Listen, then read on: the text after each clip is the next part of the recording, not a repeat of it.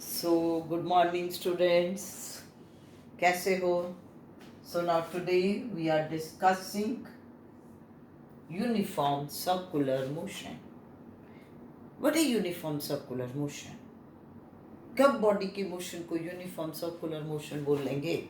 When body is moving along circular path with uniform speed.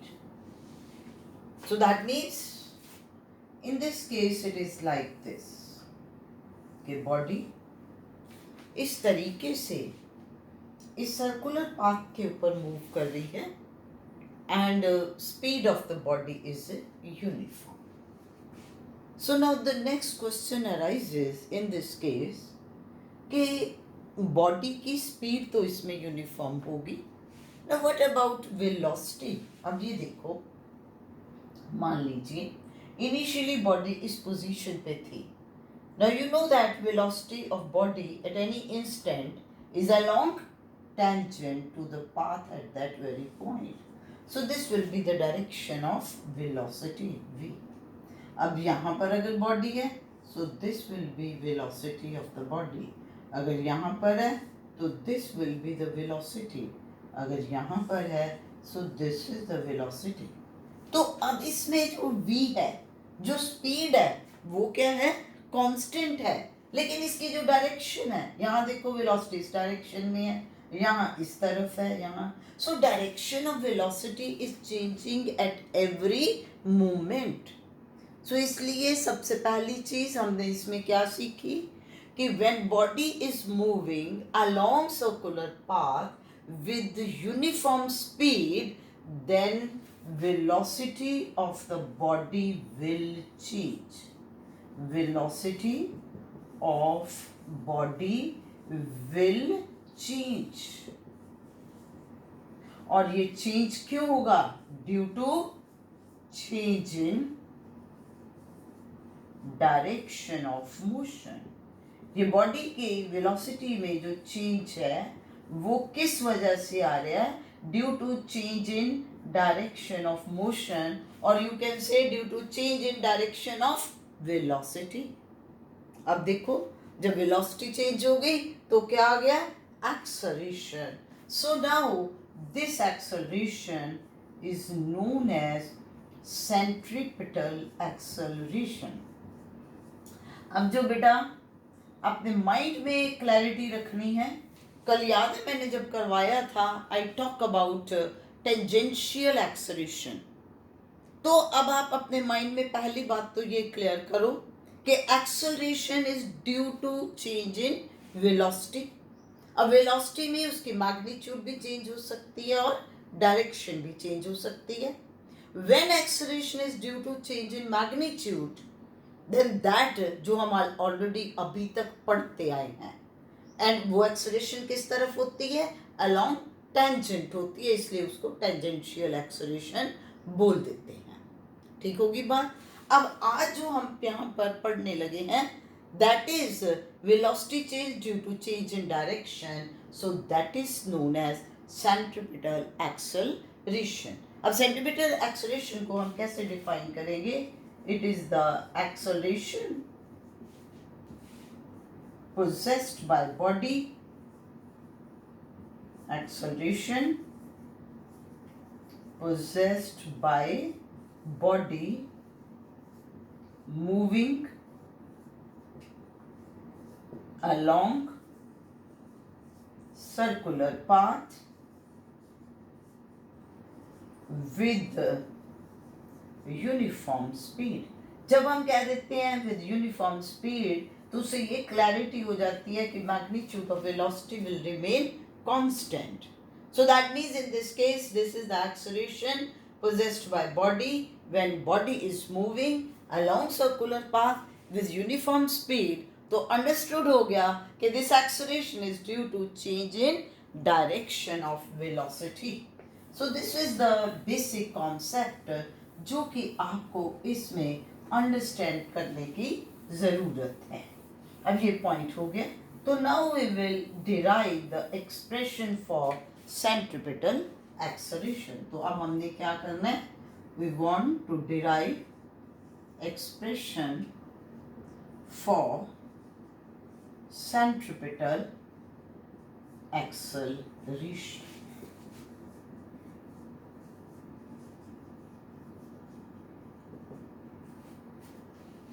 तो अब इसमें देखिए किस तरह से हम ये एक्सप्रेशन जो है फाइंड आउट करेंगे. सबसे पहले we are considering this circular path like this. हमने यूं बॉडी का ये सर्कुलर पाथ जो है वो ले लिया कि body is moving along this circular path. अब ये इसमें हमारे पास आ गया सेंटर. लेट अस से कि this point P we are taking here at any time t is 0. तो यहाँ पर जो बॉडी की वेलोसिटी आ गई, I am giving it like this. और मैंने बेटा इसको v1 लिखा है. आपको अभी इसका रीज़न भी बता दूंगी क्यों. ये O है. Now after delta t seconds a body is moving along circular path in the anticlockwise direction. तो body will reach to this very point Q after delta t seconds. तो यहाँ पर बॉडी की velocity along tangent इधर चलेगी and I am writing it as v2. तो यहाँ पर बॉडी पहुंची आफ्टर डेल्टा t सेकेंड्स. तो बॉडी के अंदर अब एंगुलर डिस्प्लेसमेंट कितनी होगी, that is this angle POQ and we call it as delta theta. अब यहाँ पर नेक्स्ट पॉइंट में मैं ये लिखूंगी कि modulus of v1 is equal to modulus of v2 that is v. बच्चे ये मैंने इसलिए इसको v1 और v2 लिखा है कि जिससे ये क्लैरिटी हो जाए कि वेलोसिटी इज चेंजिंग. अब यहाँ पर उस चीज़ को क्लियर करने के लिए कि बॉडी की स्पीड यूनिफॉर्म है, मैंने क्या किया, मैंने ये एक्सप्लेन कर दिया कि v1 और v2 की मैग्नीट्यूड सेम है and that magnitude is equal to v. So clear हो गया ना बात. अब हम यहाँ पर कैसे ये एक्सप्लेन करेंगे कि in reality due to change in direction there will be acceleration. उसके लिए एक काम करिए. अब ये v1 जो है आपका इस डायरेक्शन में है, तो आप ये CA वेक्टर ले लो पैरेलल टू v1. ठीक है. इसी तरीके से आप ये CB वेक्टर ले लो parallel to v2. ठीक हो गया. So now we want to see that what is v2 minus v1. तो you join from here this AB. अब आप इसमें क्या करिए, you consider this triangle ABC and you apply triangle law of vector addition. इस triangle में आपने क्या अप्लाई करना है, triangle law of vector addition. तो जब बेटा आप ये अप्लाई कर रहे हो आपके पास आ जाएगा CA plus AB, the two vectors in the same direction.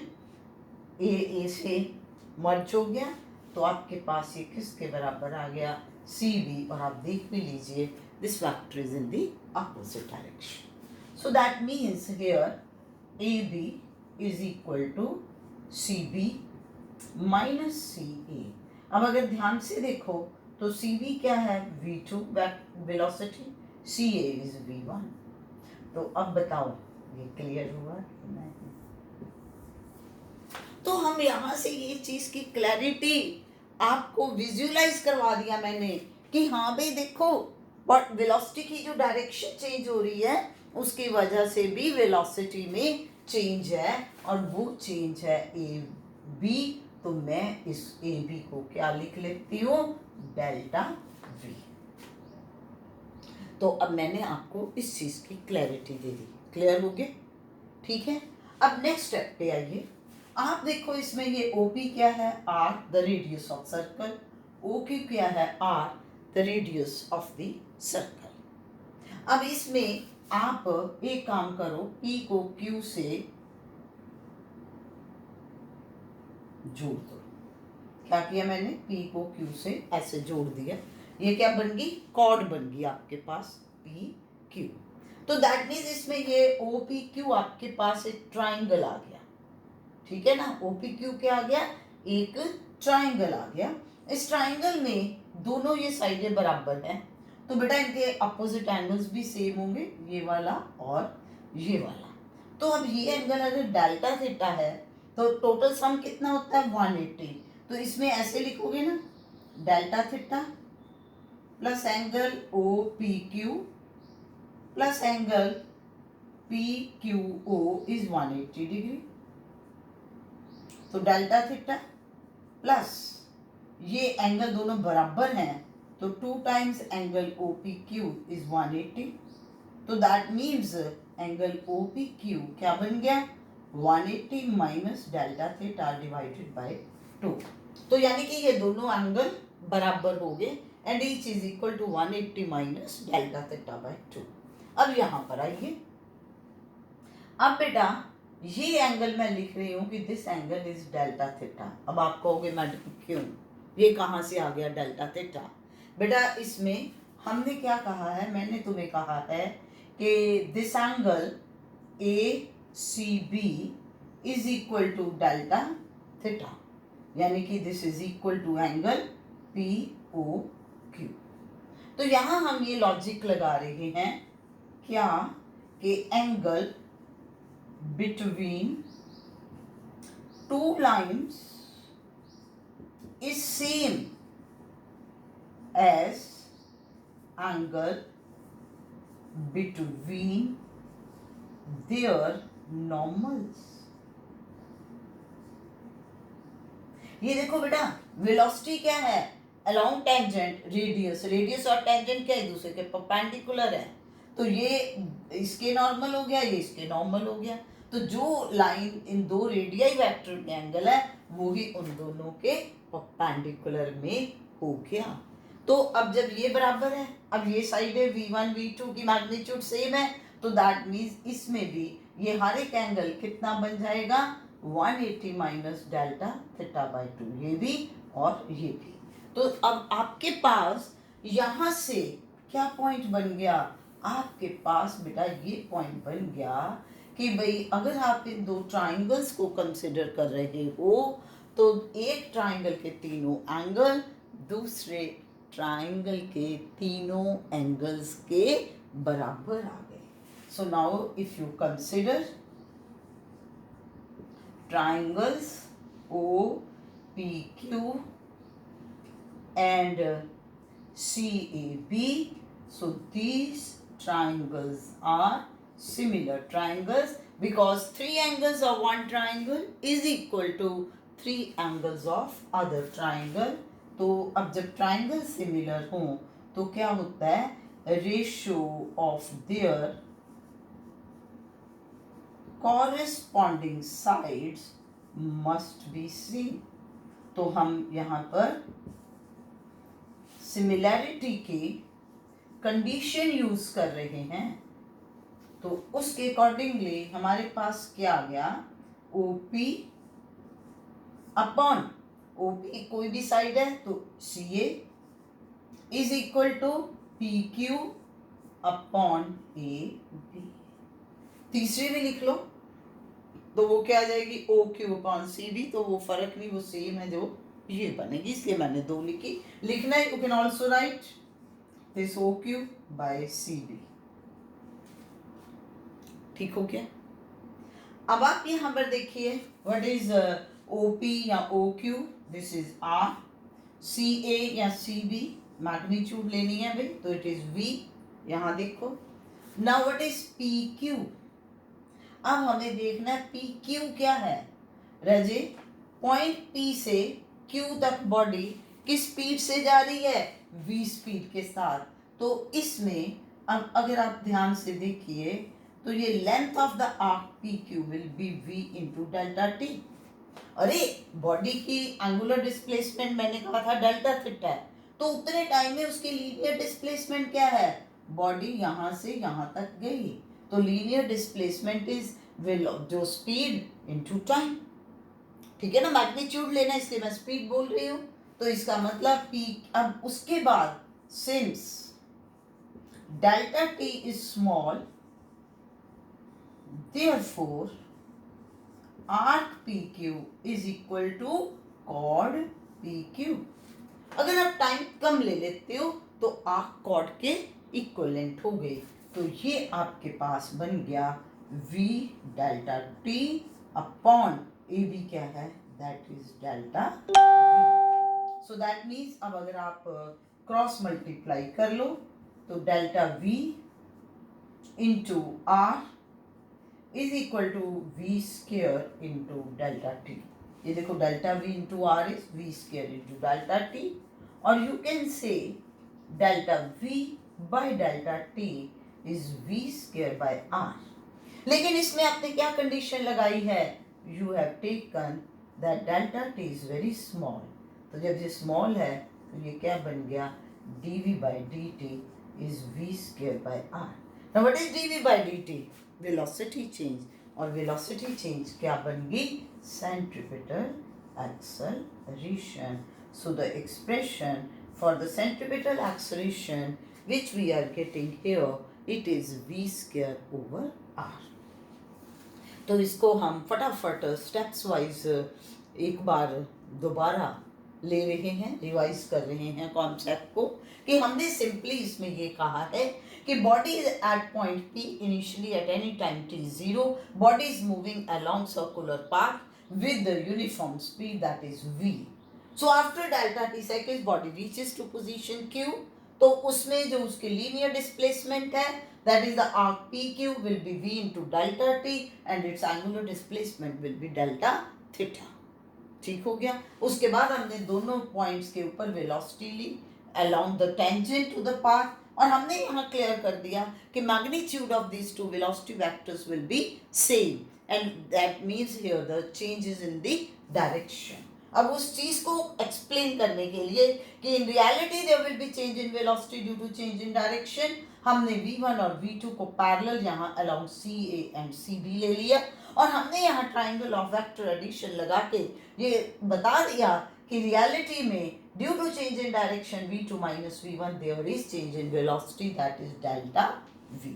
उसके बाद हमने क्या किया, हमने यहाँ पर ये शो किया P को Q से ज्वाइन करने के बाद कि भाई ये एक आइसोसेलेस ट्राइंगल है और ये भी एक आइसोसेलेस ट्राइंगल है, और ये दोनों में एंगल डेल्टा थीटा है, तो नेचुरली बाकी के दोनों एंगल जो हैं दोनों ट्राइंगल्स में कितना बनेंगे, 180 माइनस डेल्टा थीटा बाय 2।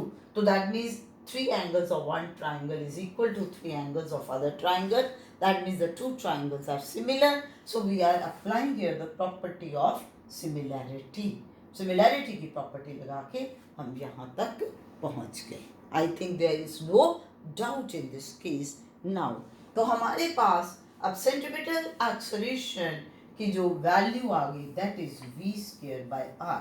अब ये इसकी आ गई मैग्नीट्यूड। अब दूसरा पॉइंट फिर इसमें क्या आएगा कि what would be its direction। ठीक है, अब हमारे पास ये आ गया कि magnitude of centripetal acceleration is v square by r। अब डायरेक्शन के लिए आप इसमें देखिए कि हम क्या कह रहे हैं, we have taken delta t approaches to 0। ठीक है, अब अगर डेल्टा t अप्रोचेस टू 0 है, it means that this point q lies very close to point p, एकदम ही आ गया, तो उसके अकॉर्डिंगली नेचुरली बेटा delta theta will also approach to 0। क्योंकि ये देखो कि आपके पास अगर ये सर्कल है, ये P पॉइंट है, और अगर Q यहाँ पर आ गया तो ये एंगल डेल्टा थीटा भी तो उतना ही कम होगा कि नहीं, इसलिए डेल्टा थीटा अप्रोचेस टू 0। अब अगर तुम डेल्टा थीटा अप्रोचेस टू 0 ले रही हो तो दैट मीन्स कि ये आपके पास CA वेलोसिटी वेक्टर v1 आ गया, और ये आपके पास v2 वेलोसिटी वेक्टर आ गया, ऐसे ही है ना, ऑलमोस्ट पैरेलल आ जाएंगे। तो अब जो आपके पास है A be the change in velocity, तो इस डायरेक्शन में बन गई कि नहीं बन गई, अब ये इस तरीके से बन गया ना, तो चेंज इन वेलोसिटी किस डायरेक्शन में बन गई, परपेंडिकुलर टू CA। किस डायरेक्शन में बन गई, परपेंडिकुलर टू CA। अब CA किधर है, it is along the tangent, ये किधर है, टेंजेंट के अकॉर्डिंग, तो डेल्टा v किधर आएगा, along perpendicular means along radius. अब जिस डायरेक्शन में डेल्टा v है उसी डायरेक्शन में सेंट्रीपिटल एक्सेलरेशन आएगी। सो इसका मीनिंग ये हो गया कि centripetal acceleration is acting along radius. तो माइंड दिस थिंग कि सेंट्रिपिटल एक्सेलरेशन जो है it will always be acting along radius, और इसी वजह से because it is acting along radius we also call it as radial acceleration. So अब अगर आपको ये प्रॉब्लम आई कि एक्सप्रेशन फाइंड आउट करना है तो obviously you have to give magnitude as well as direction. तो आपने इसमें इस तरीके से एक्सप्लेन कर दिया and you are getting your result. ठीक हो गया बेटा. अब इसमें आप देखिए कि अब अगर आप इसके एक्सप्रेशन की बात करो तो हम ए सी सेंट्रिपिटल एक्सेलरेशन इसको v स्क्वायर बाय r लिखा. अब अगर आप जानते हो कि आपको किसी जगह पर किसी प्रॉब्लम में वो एंगुलर वेलोसिटी ओमेगा दे दे, ठीक है, तो आपके पास ये क्या बन जाएगा, v is equal to R omega. So that means इसमें ए सी आपके पास बन गया आर ओमेगा का whole square divided by R. That means it will be R omega square. So इसका मतलब centripetal acceleration will be R omega square. अब next, अगर आपको फ्रीक्वेंसी दे दी n तो ओमेगा को आपने 2 पाई n ले लेना है. तो आपके पास ये एक्सप्रेशन बन गया r इंटू 2 पाई n का होल स्क्वायर, यानी कि 4 pi square r into n square. और अगर टाइम पीरियड दिया तो ये n इज 1/t, तो ये बन जाएगा 4 pi square r upon t square. So that means depending upon the variables, it can be v square by r or r omega square, 4 pi square r by t square और 4 pi square r into n square. अब इसमें आप जो point इसमें note करने वाला है, अब आप बच्चे इसमें इस तरीके से ले रहे हो, बॉडी यहाँ पर है तो ये आपका रेडियस हो गया, बॉडी यहाँ पर है, रेडियस ये हो गया, बॉडी यहाँ, रेडियस ये हो गया. सो that means in this case centripetal acceleration is like this. जिस भी पॉइंट पे बॉडी है, अब ये बॉडी पी पॉइंट पे है तो this is centripetal acceleration, Q पे है सो दिस इज सेंट्रिपिटल एक्सेलरेशन. इसी तरीके से होगी ना, हर पॉइंट पे ये टेंजेंट है और ये रेडियस आएगा, यहाँ पर है तो ये इस तरफ को हो गई. So this is center seeking acceleration. It is towards the center along the radius. तो अब नोट करने वाला क्या पॉइंट है कि velocity and centripetal acceleration इसमें क्या है, वेरिएबल है due to change in direction. अब कांस्टेंट तो नहीं ना कह सकते कि मतलब इसमें डायरेक्शन हर मोमेंट पे चेंज हो रही है. तो कांस्टेंट क्या है, स्पीड. तो ये आपके पास सारा सेंट्रिपिटल एक्सेलरेशन के बारे में कॉन्सेप्ट था. अब इसके बाद हम इसमें ये लेते हैं कि सेंट्रिपिटल फोर्स फिर के आगे इसी में जब बॉडी है तो now what is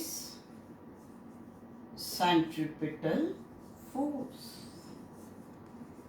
So now if I am saying a body of mass m is moving along circular path with uniform speed, with uniform speed, तो उस केस में हम क्या कहेंगे कि बॉडी पोजेसेस सेंट्रिपिटल फोर्स, क्योंकि बॉडी मूव कर रही है सर्कुलर पाथ पे यूनिफॉर्म स्पीड से. तो that means now force F is mass into acceleration, और इसमें कौन सी एक्सेलरेशन है, centripetal acceleration due to change in magnitude. तो that means F is equal to M V square by r, or you can say f is mr omega square और you can से अब are को आपने 2πn ले लिया, तो यानी कि F is equal to 4π² mRn², like this. अब वो आपके पास ये तो आ गया। अब इससे आपका एक ही कॉन्सेप्ट तैयार हो गया, क्या भाई, कि अगर बॉडी को सर्कुलर पाथ पे मूव करना है देन सेंट्रिपिटल फोर्सेस मस्ट। अब सपोज करो आप बेटा एक थ्रेड के साथ स्टोन बांध लेते हो, ठीक है। अब आप उसको सर्कुलर पाथ पे घुमाना चाह रहे हो, ऐसे पकड़ के खड़े रहोगे हो जाएगा। अब क्या करते हो, आप यूं ऐसे उसको घुमा रहे हो, तो ये तुम्हारा जो हाथ है वो उसको फोर्स दे रहा है। अच्छा, जैसे ही वो आप धागा आपके हाथ से छूट जाता है, क्या होता है, तो वो यूं जाके गिरता है। और उसका पाथ उस टाइम कौन सा पाथ होता है, टेंजेंशियल पाथ। तो मीनिंग क्या हुआ कि हर मोमेंट के ऊपर जो स्टोन की कोशिश है, उसकी वेलोसिटी है, वो किस तरफ है, अलोंग टेंजेंट। लेकिन आप उसको घुमा रहे हो, उसको एक फोर्स देके, जैसे ही उस फोर्स का एक्शन खत्म हुआ, आपके हाथ से धागा छूट गया, तो वो किधर जा रहा है, वो अपना उसी तरफ से जिस डायरेक्शन में टेंजेंशियल वेलोसिटी एक्ट कर रही है, तो उसका पाथ जो है वो टेंजेंशियल पाथ हो जाता है। तो ये कॉन्सेप्चुअल प्रॉब्लम इस तरीके से आपके पास आएगा। अब आप बात करते हो कि electron is revolving round the nucleus along the circular path, तो उसको वहां सेंट्रिपिटल फोर्स कहाँ से मिलती है, that is due to force of electrostatic force of attraction between electron and the nucleus। Clear हुई बात कि नहीं? तो इस तरीके से ये कॉन्सेप्ट आता है। अब इसमें मैं आपको यहाँ पर ये बताऊं कि आपको एक मार्क में वो यही पूछ ले कि what should be the direction of centripetal force, कि क्या डायरेक्शन होनी चाहिए सेंट्रिपिटल फोर्स की। तो हम देखो इसमें कैसे लॉजिक लगाएंगे, हम इसमें ये लॉजिक लगाएंगे कि body is moving along circular path with uniform speed, तो that means no component of force should act along the direction of velocity. अरे बच्चे मेरी बात सुनिए कि ये देखो बॉडी इस तरफ को मूव कर रही है विद v वेलोसिटी। मान लीजिए कि फोर्स F इस डायरेक्शन में है, थीटा एंगल है, तो ये F cos थीटा फोर्स किस डायरेक्शन में एक्ट करेगी, along the direction of motion. तो बेटा इस फोर्स की वजह से इस वेलोसिटी की मैग्नीट्यूड चेंज हो जाएगी कि नहीं। तो इसका मतलब कि अगर तुम ये चाहते हो कि बॉडी मूव करे और उसकी जो वेलोसिटी है उसके मैग्नीट्यूड में कोई चेंज ना आए, तो कब पॉसिबल होगा कि अगर ये फोर्स इसके परपेंडिकुलर है, दिस एंगल इज 90 डिग्री, तो what is this component along the direction of velocity F cos 90 degree, this comes out to be zero. हुआ कि नहीं ये जीरो? तो that means this is the main point कि भाई force must be acting in such a manner that there should be no component of force along the direction of velocity, so that there should be no change in the magnitude of velocity, so that there is no change in the speed। तो अब बड़े clear हो गया, क्या clear हो गया कि velocity is along the tangent, so that means now since velocity is acting along tangent, it means that force must be acting along radius। और इस फोर्स को हम क्या बोलते हैं, we call it as the centripetal force or center seeking force। So this is all about centripetal acceleration and centripetal force। Thank you।